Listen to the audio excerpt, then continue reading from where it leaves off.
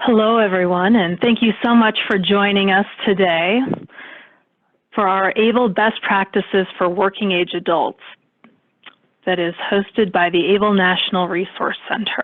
My name is Miranda Kennedy, and I'm very pleased to have all of you here with us. For those of you who this may be your first webinar, to give you a little bit of background, the ABLE National Resource Center is funded through a grant from Prudential.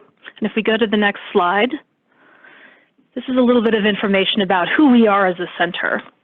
The ABLE National Resource Center, also known as ABLE NRC, is the leading comprehensive source of objective, independent information about federal and state-related ABLE programs and activities, including guidance on tax-advantaged ABLE savings accounts. Our mission is to educate, promote, and support the positive impact ABLE can make on the lives of millions of Americans with disabilities and their families. Our pioneering work in this area and subject matter expertise makes us the foremost authority on topics related to the Achieving a Better Life experience, also known as ABLE Act, ABLE accounts, state ABLE programs, ABLE-related policy developments, and comprehensive integration of ABLE and financial capability strategies for people with disabilities into public service delivery systems. Our website is ablenrc.org, and I'm hoping that many of you have checked that out, or will after this webinar. So let's go ahead and go to the next slide, and we'd like to give a special thank you to our Able to Save Week sponsor this week for our third full week of our Able to Save Month campaign. The ABLE Savings Plan that's offered by the Massachusetts Educational Financial Authority, which is managed by Fidelity. So we thank our sponsors. Let's go ahead and go to the next slide. And I'm going to hand things over to my colleague, Al Miliato, who's quickly going to go through some logistics for today's webinar, and then we'll dive in. Al? Thanks, Miranda. Good afternoon, everyone. Listening to the webinar. The audio for today's meeting can be accessed using computer audio or by calling in by phone. If you select computer audio, please make sure your speakers are turned on or your headphones are plugged in. If you do not have sound capabilities on your computer or prefer to listen by phone, you can dial in to 1-929-205-6099. The meeting code is 957-152-335. Captioning. Real-time captioning is provided during this webinar. The captions can be found by clicking on the closed caption icon, which is located in your Zoom controls at the bottom of the screen. If you do not see captions after clicking the button, you can alert us via the chat box, and you can also view captions in your browser at the following address, streamtext.net/player?event=NDI. Submitting questions. Please use the Q&A box to submit any questions you have during the webinar. We'll try to get to every question that comes in. And if your question is not answered during the webinar, you can also, or if you're listening by phone and not logged in, you can also visit our site for many answers to most of your questions, hopefully. We have a lot of resources there, so check us out. We're at www.ablenrc.org.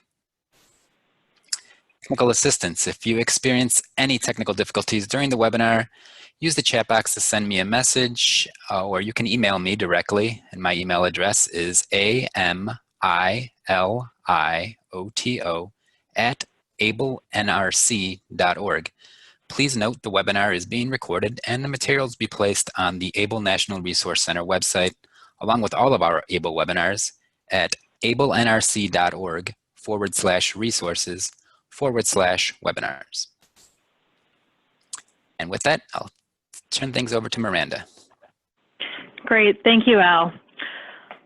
Once again, my name is Miranda Kennedy. I'm the director of the ABLE National Resource Center. I'll be serving as the facilitator for today's discussion, and I'm very pleased to have with us here today my two colleagues, Marlene Uliski and Lori Schaller.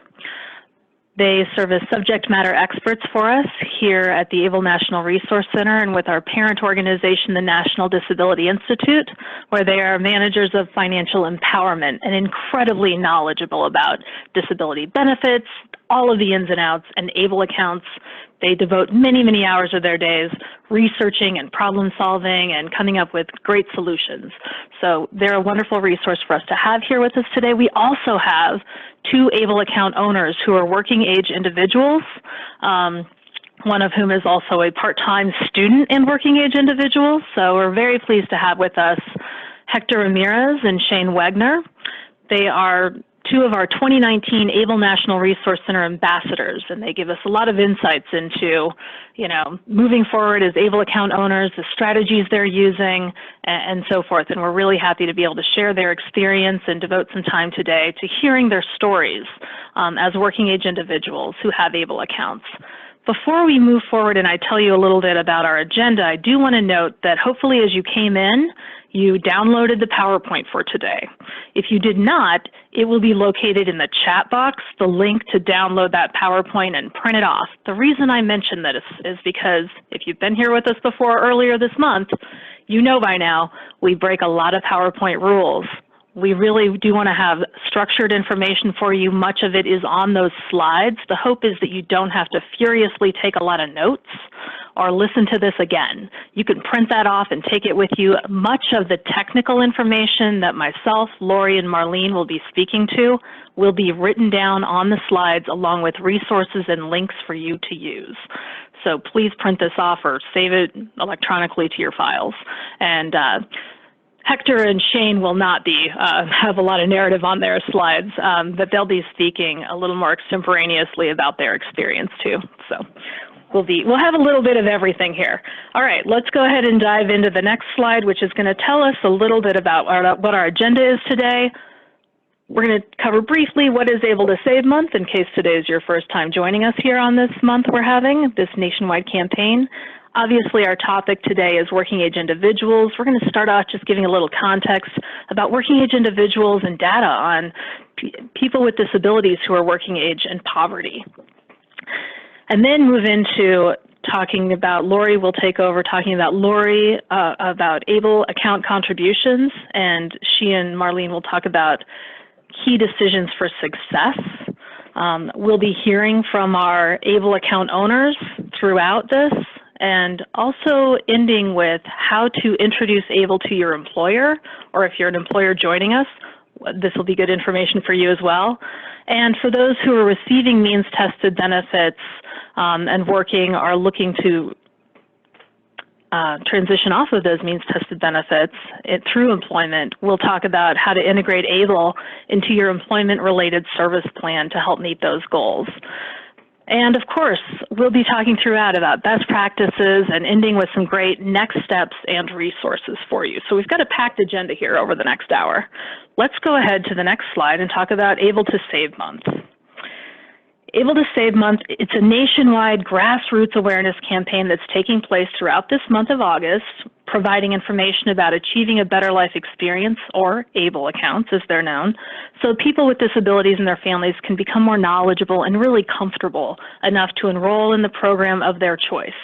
The campaign really uses a set of diverse tools to maximize our nationwide outreach, to get the information out there, including weekly webinars, such as the one you've hopped on right here today, where we provide ABLE information and resources to different targeted audiences, both those receiving benefits and those not receiving benefits, family members, advocates, service providers, employers, others who support ABLE-eligible individuals.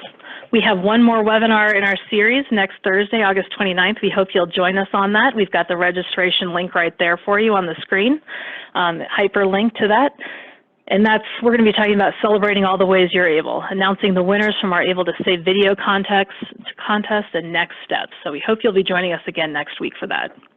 With that, let's go to the next slide and talk about a perspective on working age individuals with disabilities and poverty.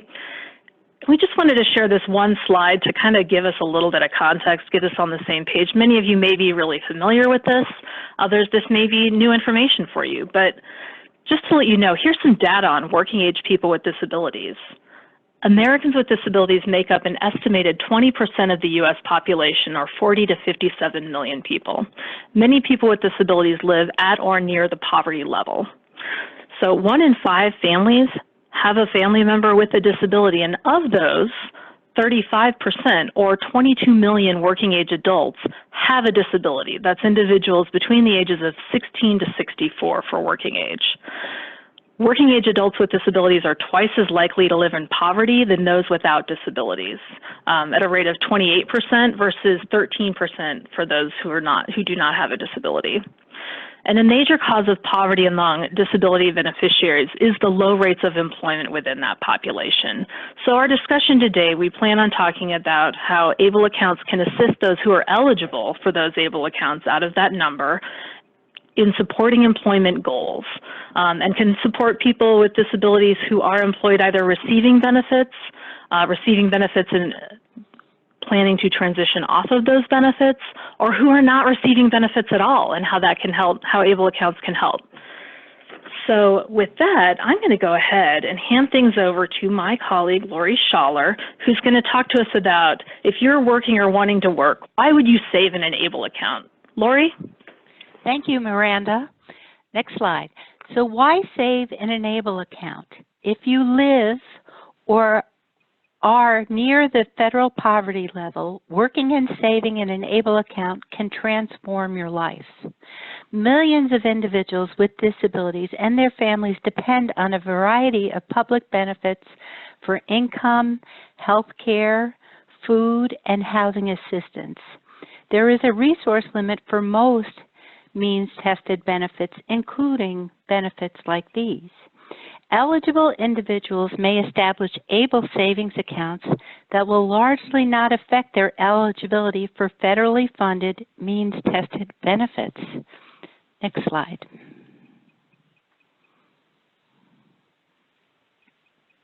The funds in an ABLE account can supplement, and they're not meant to replace benefits provided by private insurance, including Medicaid, Medicare, SSI, food stamps, housing assistance, vocational rehabilitation services, financial aid, employment, and other sources. There are also ABLE account tax advantages. Your savings can grow in your ABLE account, and you can begin to accrue assets as your savings grow. And your future may be more secure, of course, being able to save more money than what in the past beneficiaries were allowed to save, but now ABLE offers a new opportunity for protected savings while people retain eligibility for federally means-tested benefits. Next slide. First step is to learn the facts. So an ABLE account will allow you to save over the $2,000 resource limit and still keep means-tested benefits like SSI and Medicaid. An ABLE account does not affect benefits paid under entitlement programs such as disability insurance benefits. Individuals who do not receive a public benefit may also qualify to open an ABLE account. There are resources to help you choose, work, and maintain monthly benefit payments and/or health insurance while you either supplement your benefits or transition off benefits while you're working. Next slide. A Community Work Incentives Coordinator, they're called CWICs or maybe a WIPA. They can help you to analyze all the public benefits that you are currently receiving and may be eligible for. And they'll ask you, for example, what your goals are related to your education, your employment, and building assets or savings for your future. And the CWIC or WIPA provides free benefits counseling services to individuals who receive disability-based benefits from Social Security Administration. So that's either an individual who receives SSI benefits or a person who receives SSDI benefits. To find a certified counselor, please visit choosework.ssa.gov/ Find Help, and use the Find Help tool to help you locate your local provider. So you can find your local provider by simply putting in your zip code, and then you'll see different options for agencies and individuals to reach out to. So increased savings in an ABLE account combined with working and using work incentives and tax credits, both at the state and federal level, is one of the best tax advantage ways to accrue assets and provide for a better future. ABLE account savings can be used for qualified disability expenses, and some of those expenses are employment-related expenses. Okay, next slide.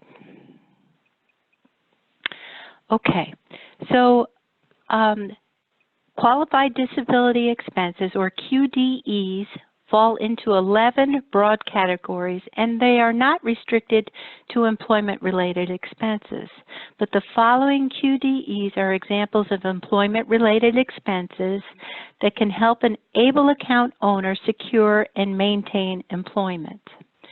So savings within an ABLE account can be used to cover costs associated with getting maybe a training certificate or an accreditation or job-related trainings. Also, QDE includes education, continuing education, and college and certificate program training opportunities as well in your community. It can help with interview preparation and resume development. You can use the savings for employment training and support, for job coaching, for transportation, which also includes purchasing a vehicle so that a person can get to their job reliably.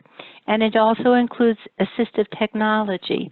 So in this list, though, I want to urge that you can see that many of these expenses may be paid for by other entities. For example, you might want to reach out to your local Department of Labor to see if they have certificate training programs that they would pay the costs for. You might want to reach out to your vocational rehabilitation agency to see if they could provide free training or assist with whatever financial aid you may be eligible for and other out-of-pocket expenses, so that maybe you can still retain your ABLE savings and while you're taking advantage of those other funding opportunities. Okay, next slide. When you have expenses related to working, always research no-cost funding sources before using your ABLE funds. In particular, if you need assistive technology, for example, AT, investigate how the following organizations, work incentives, or programs can help you to save more money from your earnings or to help preserve your ABLE savings longer.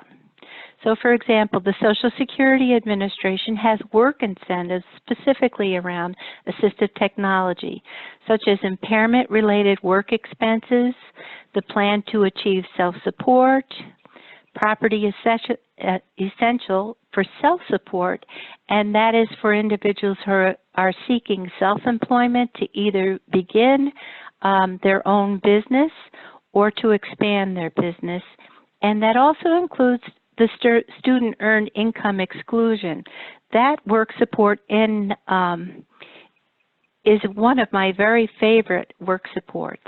So many youth under the age of 22, for example, who are attending a school program regularly are allowed to work, and if that person receives SSI, their SSI, may not be reduced while they are working. For example, in a month's time, if they earn up to $1,870, that would not reduce that youth's SSI payment for that month. And that youth can use that work support until they've maximized that amount by $7,550 within that calendar year. So that's a huge work support that allows that youth to retain eligibility for their SSI and as a result, they will have additional monies that they could save within their ABLE account. And then we have a link for that student earned income exclusion that relates specifically to ABLE at the end of the slide deck today that we'll be sharing with you. And then, of course, there's the assistive technology loan programs, or alternative financing loan programs, and those are located in many states across the country. And so an individual who may want to purchase their own assistive technology if other sources of funding are not available, the person can apply for an affordable loan, meaning that the interest rate is 0 or maybe up to 8% in most cases across the United States. So there's a full list of the alternative financing programs posted here. And in addition, you may want to reach out to your vocational rehabilitation center locally to find out about other assistive technology funding that they may be able to assist with. Okay, and then we'll go to the next slide and pass the presentation on to Marlene. Okay, thanks, Laurie. On the next slide, this webinar, as we know, it focuses on ABLE best practices for working age adults, and one of the best strategies I know of that an account owner can use to increase their ABLE savings is through employment or becoming employed. An employed ABLE account owner can increase their ABLE savings by employing a variety of strategies as shown on this slide. They can use Social Security work incentives, and you'll hear these referred to as employment support programs.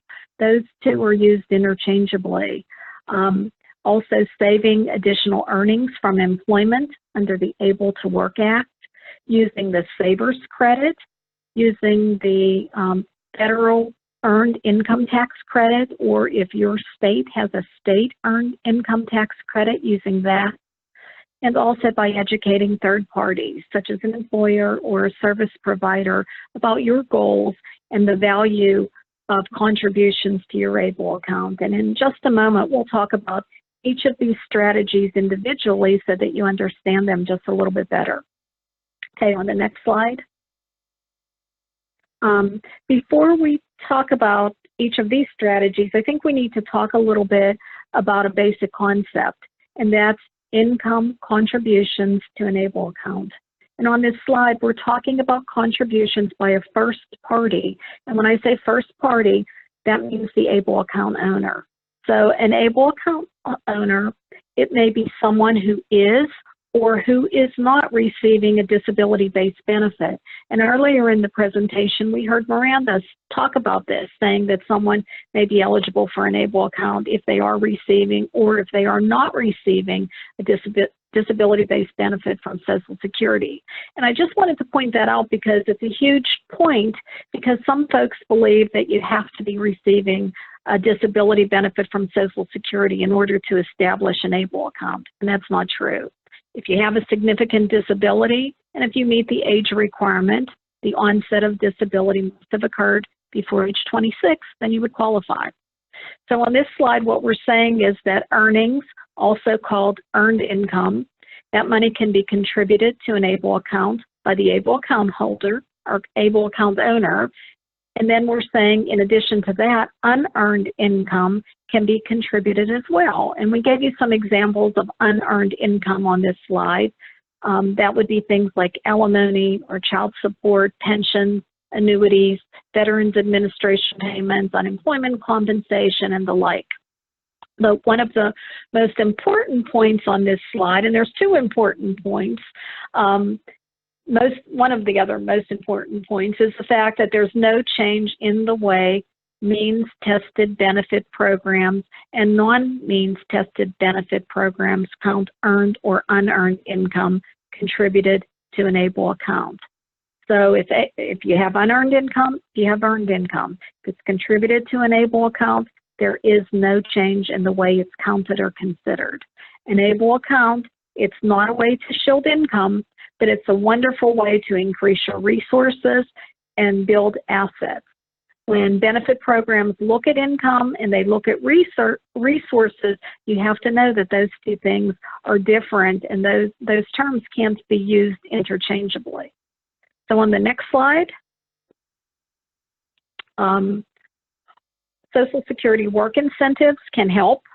So when someone has earned income or earnings, they can use Social Security programs called work incentives.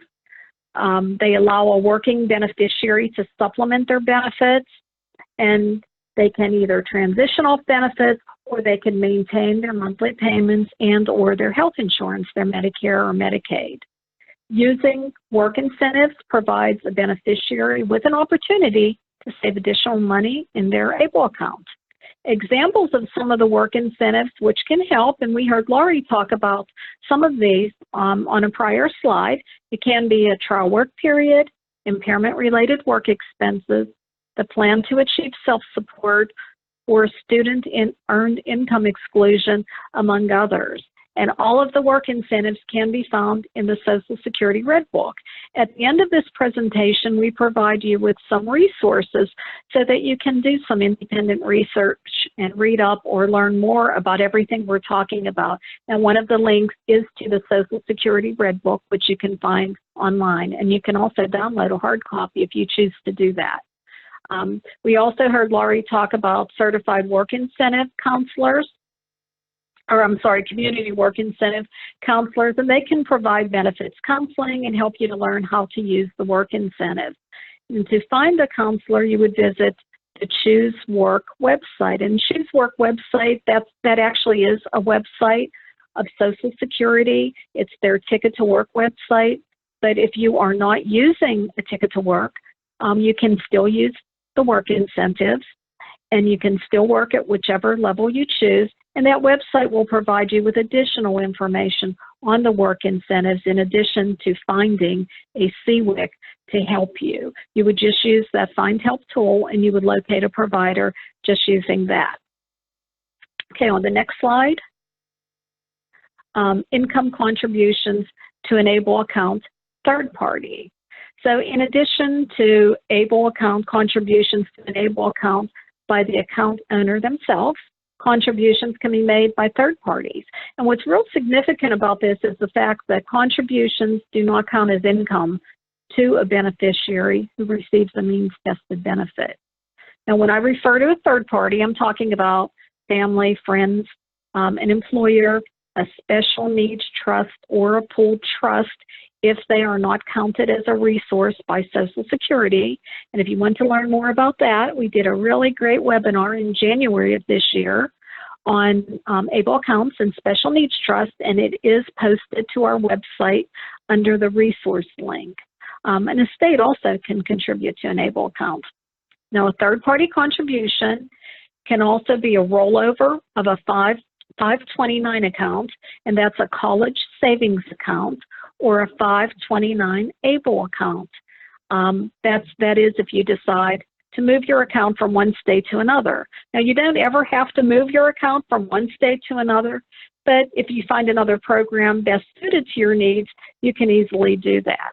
Now, total contributions, annual contributions, the limit is $15,000. It was $15,000 last year.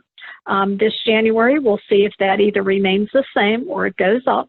And that would include all contributions, and it would be whether they're made by the ABLE account owner or a third party. Now, an employed account owner may be able to contribute more. Now, if you have questions about this, hold on, because we'll be talking about that in a moment specifically. I think we have 2 slides on that, on ABLE to Work. And finally, the total lifetime contributions to an ABLE account cannot exceed the state limit for 529 college savings accounts. These vary from state to state, from a low of $100,000 to a high of $529,000. So if a higher limit is something real important to you, you may want to visit our ABLE National Resource Center website and use our new comparison tool to find out what states have what limits and to find out what the information that you need. Our participants in the past have really appreciated hearing from real-life ABLE account owners. And as you know, the ABLE National Resource Center selects ABLE ambassadors each and every year as the face of ABLE. Hector Ramirez is one of our ambassadors, and you've heard from him on prior webinars. So Miranda, I'm going to turn it back over to you to talk to Hector because he is an ABLE, is a working ABLE account owner, and I'm certain he has a lot to add to this conversation. I think you're right, Marlene. Okay, yeah, let's go ahead and go to the next slide. And for those of you who haven't met him on earlier of our webinars this month, I'd like to introduce you to Hector Ramirez. Hector has a CalABLE account owner who is Latino Chiricahua Spirits, Two-Spirit, member of the Board of Directors for Disability Rights California and National Disability Rights Network. And Hector is saving funds in an ABLE account to maintain a safety net while working to be self-sufficient. Hector says that by the time I turned 44, I had moved over 40 different times. Imagine that, having lived in a nice big house and in a closet and in a car on the streets. And the main reason that Hector wanted to open an ABLE account is so that Hector could finally have a place to call home. And Hector's already achieved one goal, the purchase of a home. And you can see a picture of Hector's home and Hector's mom out in front of the home there on the slide in front of you. The strategies that Hector has been using to fund the ABLE account are employment earnings, SSA and SSI back payments, and accessing a circle of support and using the gift of independence. So the questions that we have for Hector are that Hector is someone who works and receives or has received benefits from SSA. Did you use the SSA work incentives and find value in them, and did they help you to save more in your ABLE account? Thank you. I originally got also my ticket to work, and just finding these new resources, I think it's going to help me a lot more down the line. I went to work and I was making good money, but sometimes my benefits would severely get impacted if I made too much money or if I saved money in my bank account. And that meant that sometimes I had to choose between being able to work and being able to get my meds. And it was a very challenging thing. This particular program actually really is going to help me to be able to maintain both of those options and not really have to choose between my independence and my health. And so being able to work while also being able to work with my employers to have them contribute and to be able to save money is a totally different strategy. It completely changes the ball game for people like me. And I've gone from working a lot and making money to being on the street because life happens. And so I think I really want to be able to have a fantastic safety net so that as I'm getting older, I don't really have to be worrying as much as that. Thank you for sharing that, Hector. You know, on past webinars, you've told us also that you've employed a number of those strategies to save money in your ABLE account. And we haven't talked yet about some of the other saving strategies that Marlene referenced earlier, like Able to Work Act, the Savers Credit, or the Earned Income Tax Credit. And I was wondering, because you're very savvy about this, you've already put the down payment on a home, you're achieving those goals. I was wondering, have you heard about Able to Work Act, Savers Credit, or EITC? And if you have heard about them, have you used them? I have heard about them a lot. I have not had the opportunity to use them because I really wasn't even thinking of working because I didn't thought I could do it. And I hear them for other people and I see some of the benefits they're getting. But now I'm really starting to begin to implement them and researching them and talking about them. I do a lot of consulting. I do a lot of independent work. I'm my own boss. I think I had to kind of really develop that. And so utilizing those new skills to not only be self-sufficient, but to kind of be my own entrepreneur with the services that I do are definitely a fantastic thing. As a disabled person, to be able to say that I'm my own boss and that I'm going to be self-sufficient and not really have to be penalized for those things, that's fantastically uplifting. And so I think the first thing was really for me just getting to the street and getting my home. And I think now I'm beginning to really get my life back. and I'm glad that I have all this support working place, and my family is completely, flabbergasted with a lot of this information, and so is my community. They're seeing the possibilities, and so they're really, really interested. Well, that's wonderful to hear. And, Hector, as well, moving forward, in the past webinar that we learned about how the purchase of a home using those ABLE accounts, and you spoke about it just now, has really changed your life, as anyone here can imagine, and an opportunity that you would not have had without the ABLE account resource. Can you give us a quick update on whether you're continuing to contribute earnings to your ABLE account and how you think it will continue to enhance your life? Oh, yeah, definitely. I did this through my birthday. But I think overall, as I gather more money and more resources, I'm really investing in it because I'm investing in my future, which is kind of the biggest health benefit that I had. I'm not used to kind of making plans for that last that long, and now I'm able to really make plans about years to come. And so this is definitely a really fantastic opportunity. Well, thank you so much for sharing your story here with everyone on this call, Hector, and we will definitely be staying in tune as your goals and milestones continue to evolve, and congratulations again on the home purchase. I know you've made some renovations and certainly already experienced some of the real health benefits that can come from, putting down roots like that and achieving such a significant life goal. So thank you so much, Hector. I'm going to hand things over now to Marlene because we've talked a little bit about those able to work contributions. Let's go ahead and dive into the next couple slides to talk about those. Marlene? Okay, thanks, Miranda.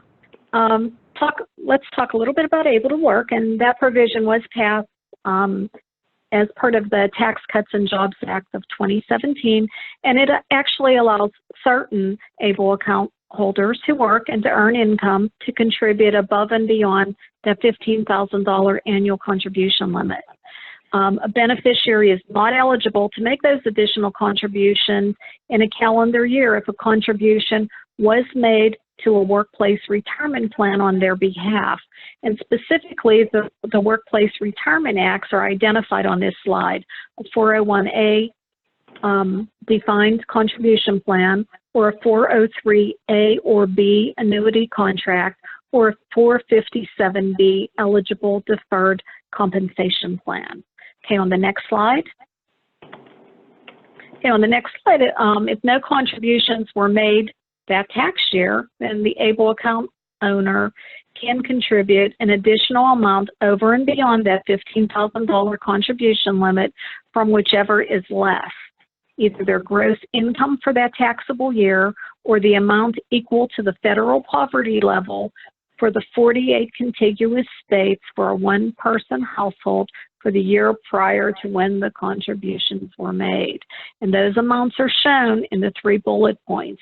For in the continental United States, that amount is $12,140, Alaska is $15,180, and Hawaii is $13,960. And again, those amounts are subject to change as the federal poverty level changes each year.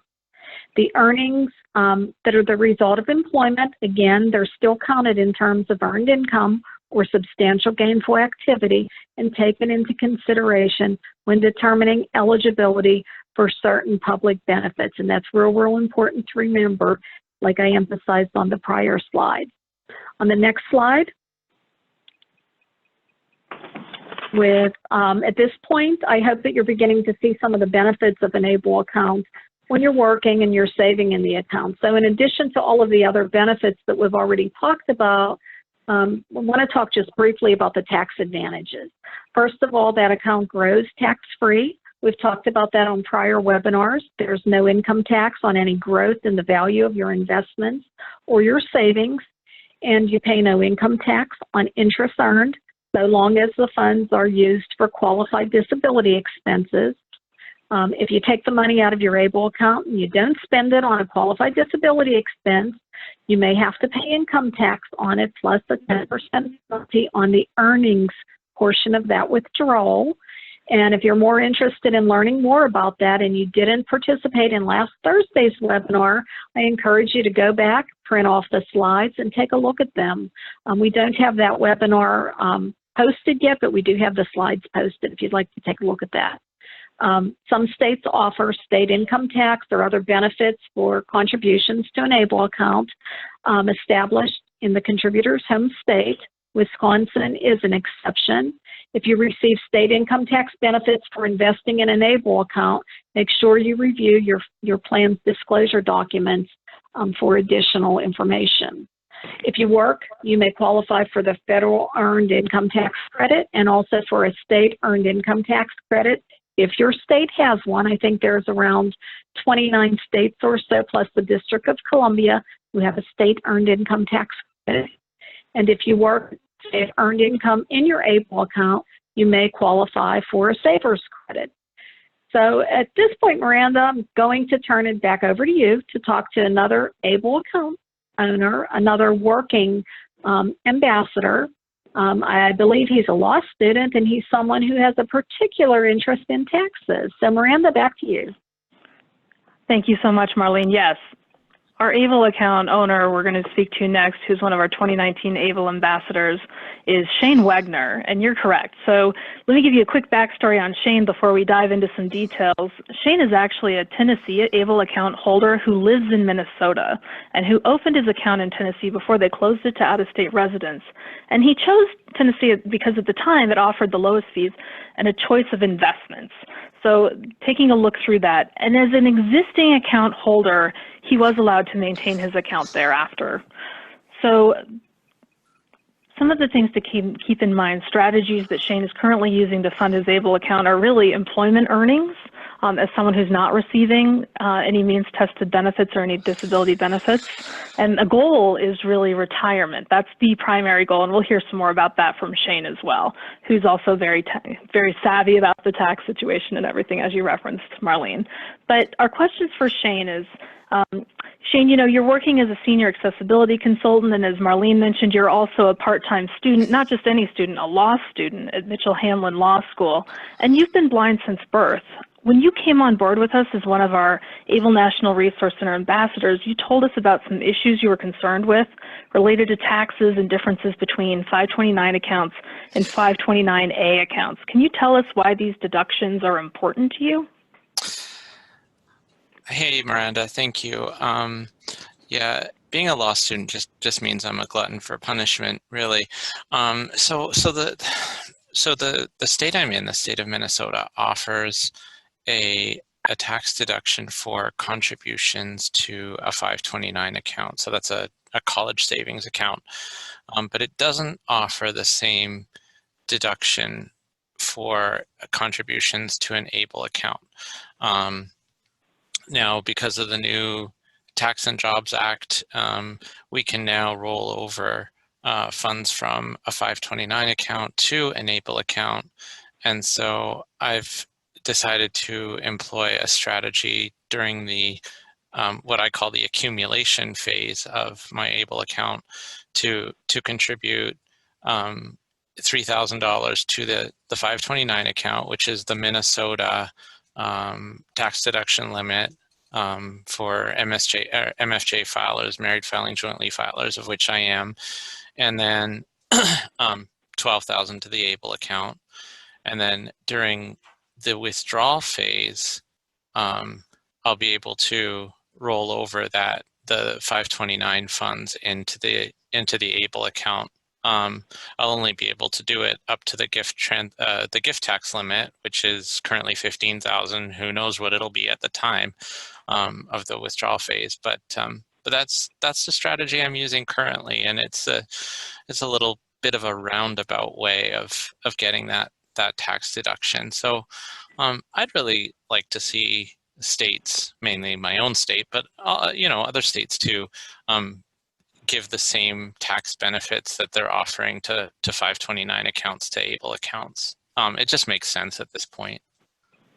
You know, it's interesting you should reference that too. I know that Miles Lesson, who's another one of our ABLE account owners, who's an ambassador with us, uses a similar strategy as well, where he lives in New Mexico, I believe, that they don't have that. So yeah, it's something to think about. You know, there's some flexibility here and some strategies where you can have some real benefits to it, and where it's worth taking the time to do that until things potentially evolve if they were to do so. But otherwise, you found a way to make that work. And I can see that you're probably doing well in law school if you're figuring out those kinds of strategies and such a glutton for punishment. But thank you for sharing that strategy with everyone here. My next question is that I'm sure we're all interested in knowing what, if anything, you've used your ABLE funds for, particularly related to accessibility in your employment situation, or has your employer or others provided what you need? You talk about your goal here is retirement.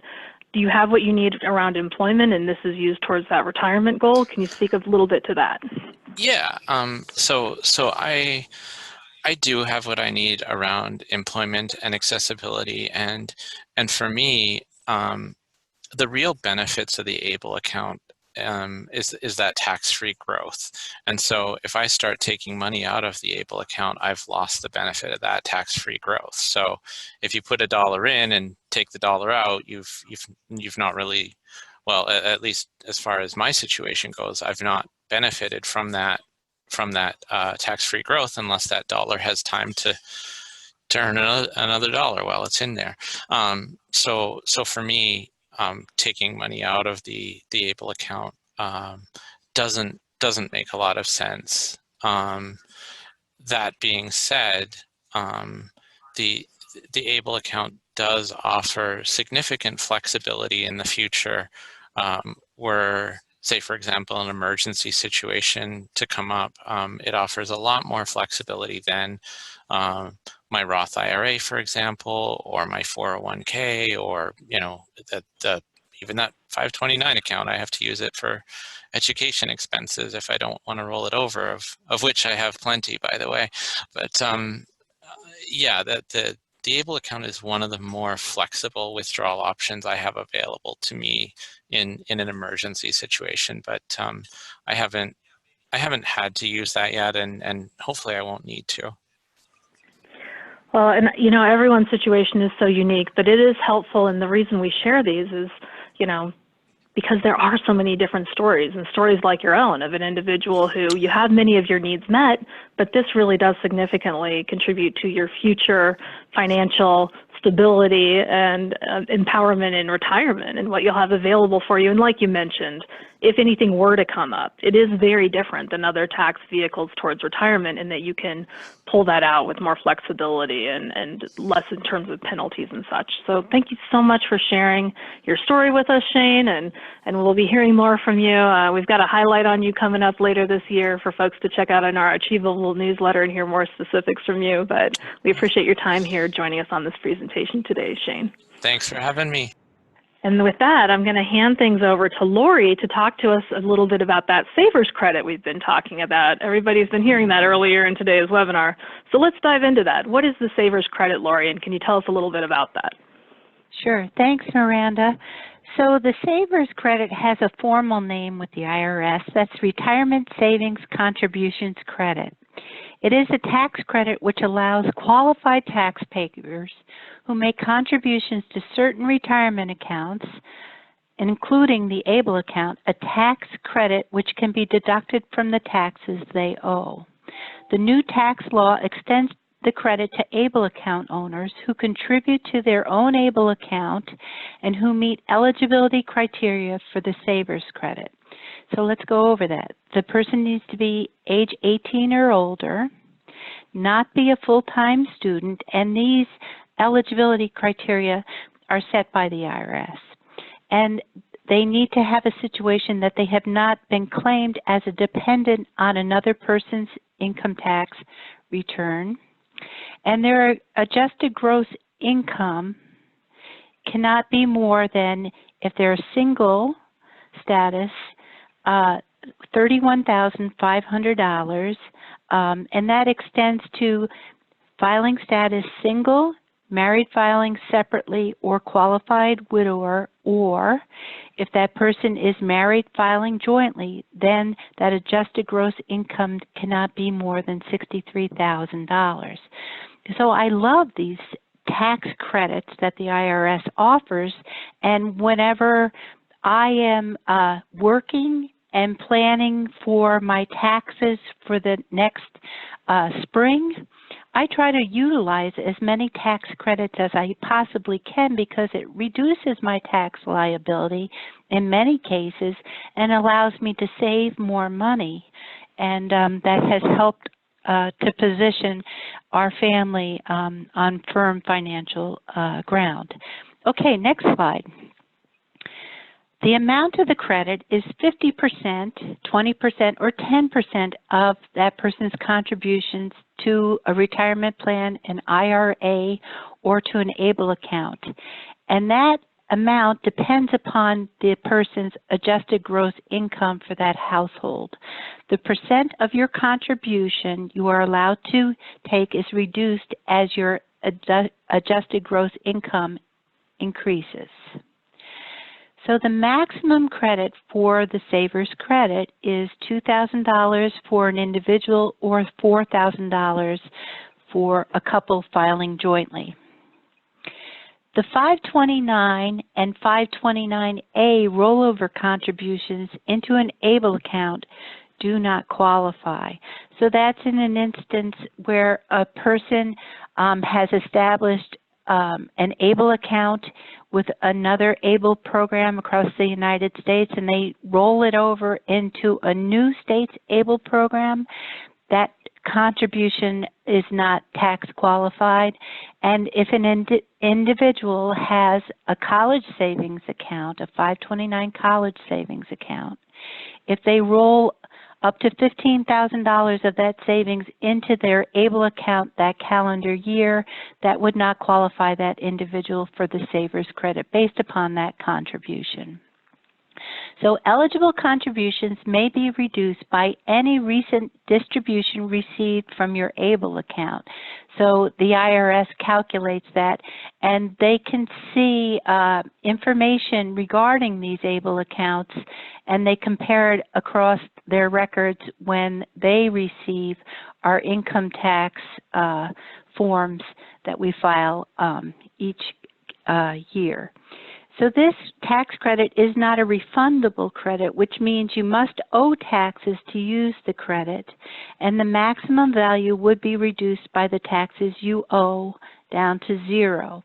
So if someone, for example, already has their withholding set that they're not going to get much of an income tax refund for the next spring, that's all great.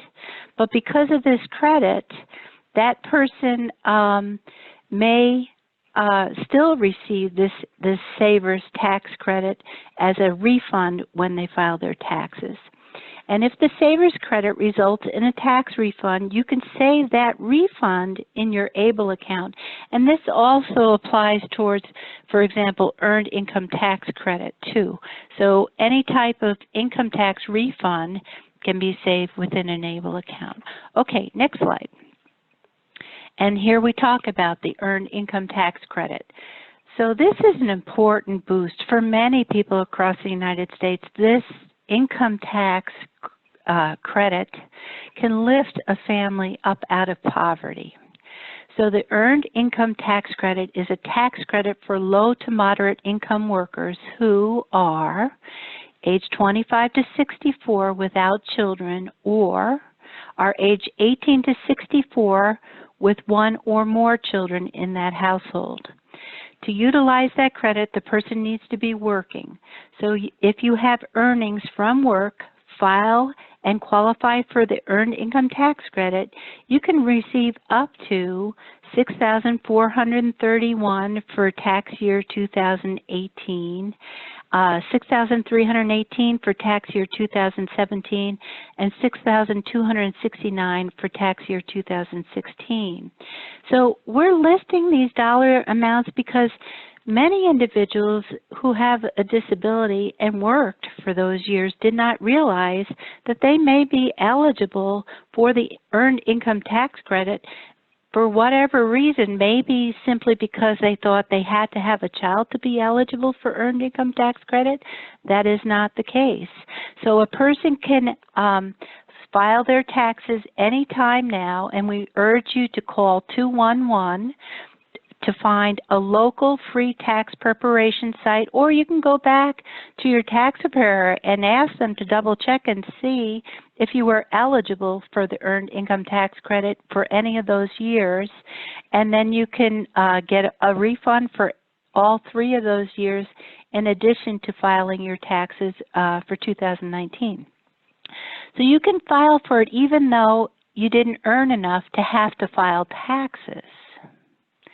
So many times a person will go to a tax preparer and say, I'm ready to submit my taxes, but maybe they only worked part-time or part of the year, and the tax preparer tells them, oh, you really don't have a need to file your taxes. But wouldn't it be nice to file your taxes maybe at a free tax preparation site and get that extra money back because of the eligibility for Earned Income Tax Credit? Your state may have enacted their own version of the federal Earned Income Tax Credit as well. So for example, I live in New York State, and New York State offers a supplement to the Earned Income Tax Credit. You can file for the credit even if the tax year has passed up to 3 years back. An Earned Income Tax Credit refund can be deposited into your account. And then we'll move forward. And Miranda, would you like to speak on introducing your employer to ABLE? Great, thank you so much, Laura. Yes, if we can go ahead and go to the next slide. Let's talk about how an employer can benefit from the ABLE. So as we've seen, funds in ABLE accounts can be used to support an employee's ability to work and increase their productivity. Moreover, funds can support employees around their own disability and or mitigate the time and financial stress they might experience caring for a loved one who has a disability. Your employer, or if there's employers listening here with us today, welcome, but employer can elevate their reputation certainly as a disability-friendly employer, taking that lead in corporate social responsibility and providing that employee support related to ABLE implementation, and also elevate the need to increase the financial capability of individuals with disabilities and their employees and employees who have family members with disabilities. So on the next slide, we can see how might you introduce your employer to ABLE.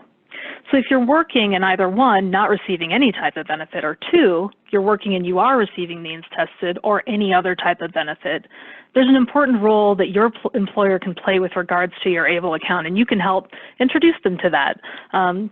Actions to take would be to consider sharing the information on the next few slides with your employer, sign up for our Achievable newsletter, which you can do right off of our homepage on our website, ablenrc.org. You can also invite your employer to join you on our ABLE NRC October National Disability Employment Awareness Month webinars, where we're going to be doing more on this topic. We devoted this week to it. We'll devote that month to the topic of working age people with disabilities and employment and ABLE, and talk more about these work incentives and all of these other opportunities, tax credits and such. So please do note that the actions you're taking with your employer can really help your colleagues with disabilities or others who have family members with disabilities as well. So it could be beneficial to you, it could be beneficial to others. So the next slide talks about how might an employer integrate ABLE into their human resources packages and the support they provide to employees. In October, as I mentioned, we're going to be having webinars in honor of National Disability Employment Awareness Month, and we're going to be sharing information, strategies, and resources for employers from here at the ABLE National Resource Center on how to access informational resources and NDI-led educational webinars on the benefits of ABLE accounts and strategies for better financial decision-making. NDI, again, is our parent organization that oversees the ABLE National Resource Center. We've got a lot of great resources between our 2 organizations. Also, employers can help to assess with assessing the financial well-being of their employees with disabilities and those who have family members who experience disability, and incorporate access to some generic and disability-specific financial education and related targeted support strategies for their workforce population who might be impacted by disability. Of course, that includes tax-advantaged ABLE accounts and related benefits, and incorporating those potentially into human resource benefits packages, with also an option to possibly match funding for eligible employees and their families. And we hope to share more resources and tools on that in October. So with that, I'm going to hand things over to, well, actually, I'm going to hand things over to myself to talk a little bit more about introducing ABLE into service plans that support employment for those who might have a service plan. So if you are receiving means-tested benefits and working with a service provider towards an employment goal, so that would be a service provider such as vocational rehabilitation, the American Job Centers, or One Stop, or career centers as they might be called in your area, an employment network working with Ticket to Work and Social Security Administration, or an independent living center, you can ask to include ABLE in your service plan. So service plans that support employment, those are plans outlining an individual's vocational goal and the supports, activities, and resources needed to achieve vocational goals. The plan is in writing and agreed upon by the individual, their circle of support, service providers who are supporting them towards achieving that goal. But what role can ABLE play in the service plan supporting your employment? Well, you're probably picking this up by now and figuring this out, but just to outline this for you, an ABLE account really can be used to augment services and supports that are already available. They're not meant to replace, but to augment, to support. Services that might already be available, or funds that, or fund services or supports that are not available that could count as qualified disability expenses. And as we've seen, that can be pretty broad, what those would be. And specifically, we've had examples here talking about what those might be supporting employment. But here again, some examples, we've referenced them earlier, but paying for additional job coaching beyond what might already be covered, counseling, assistive technology that's not covered, transportation, which can be a huge factor in supporting employment, work uniforms, tools, housing, a home, as Hector demonstrated. Those all go a long way towards supporting employment, having those types of resources in place. So on the next slide, we'll see, why should service providers integrate ABLE? How can it be done? Finding and sharing resources has always been a challenge. And here at the ABLE National Resource Center, we really have worked and are working to make it easy to find and share financial capability resources, tools, and training. Sharing that information about ABLE accounts and integrating ABLE accounts into discussions and service plan development at that individual level can heighten the services that a service provider is providing, increase their visibility as service providers, demonstrate commitment to supporting financial independence, and also strengthen partnerships. And ABLE accounts really can serve as an anchor for that type of activity. And ultimately, service providers can help those that they're serving to access and benefit from this tool, an ABLE account that really will support success in work and in life, as we've seen demonstrated by our ABLE account owners here today. So I'm going to hand things over to Marlene to quickly share best practices and next steps, and then we'll be sharing resources with you. So Marlene? Okay, thanks, Miranda. We'll first talk about a couple of best practices. First of all, whether you're receiving public benefits or not receiving public benefits, as we've said, employment will enhance your financial stability, and an ABLE account, in addition to employment, can further increase your financial well-being. And then along with working, if you're eligible for them, you can combine using one or more Social Security work incentives with other supports. We heard Laurie talk about the Savers Credit and the Earned Income Tax Credit. There are lots of ways to increase your savings potential. Also investigate all potential no-cost funding sources for any employment-related items or services so that you can preserve, and if you're using an investment option, potentially grow your ABLE funds as long as possible. And we heard Shane talk about that for a bit. On the next slide, some next steps. We encourage you to open an ABLE account early and learn all the rules of the program. If you are working or you are planning to work, learn all you can about your benefits, about work incentives, and about the IRS programs and tax credits, which really can maximize your potential savings. Develop a plan for savings in an ABLE account, save regularly, and create a zero balance budget plan. At the National Disability Institute, we have a link there for you so that you can create a zero balance budget plan. It's really a great resource. Know that you can work at whichever level you choose, and you can maintain your public benefits or transition off benefits. But what's important is to always talk to a benefits counselor. We talked about CWICs and about the WIPAs. It's real important to get the information you need before proceeding forward. Your situation, your needs, and your goals are all unique. Make wise decisions and maintain good records and receipts. And again, gathering information and resources is key. Next slide. And Miranda, I am going to turn it back over to you. Great, thanks. Yes, I appreciate it. Yeah, we're bringing it home here, and we wanted to leave all of you with some resources, and one of the great resources is, you know, our ABLE account owners who we've referenced to serve as our ambassadors this year, and from last year, our alumni whose stories and milestones they continue to meet their ABLE goals and work towards them as well. You can see all their nice smiling faces here on the screen in front of you. We've got a link to our 2018 ABLE NRC Ambassador alumni stories, as well as to our 2019 ABLE NRC Ambassador stories.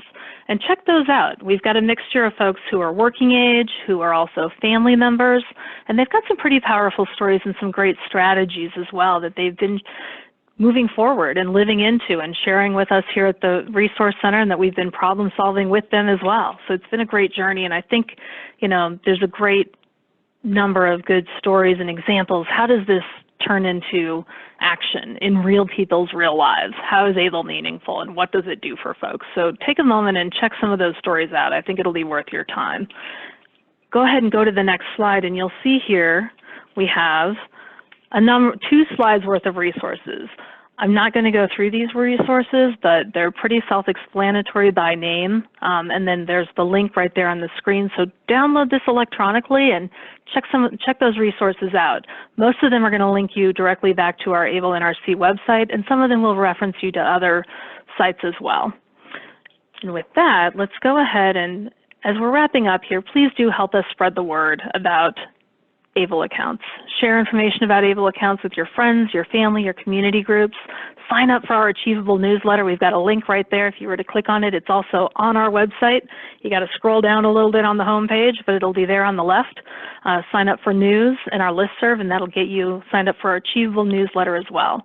You can also connect with us on social media, on Facebook and Twitter, and participate in our next Able to Save webinar next week on Thursday, or access our archived ones if you haven't seen them already. They'll be posted on our resource section under webinars on the website within 5 business days.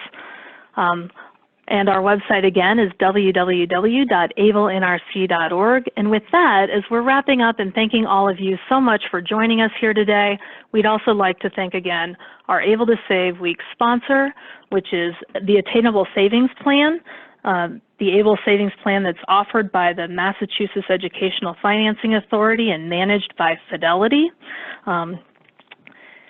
They are headquartered in Boston. Fidelity credits their customer obsession, drive to think differently, and commitment to people, communities, and businesses in allowing them to grow from a small mutual fund company to one of the largest and most diversified financial services firms in the world. And you can visit their website at www.fidelity.com/attainable. And with that, we'd like to encourage you, please do fill out our post-training survey as you're exiting today's webinar, and let us know what you thought of the information presented and any other comments you might have. And we thank you again so much for being here with us today. Hope you will join us again next week and be visiting our website and accessing some more materials as you educate yourselves and move forward. Thank you so much, everyone. Have a great day.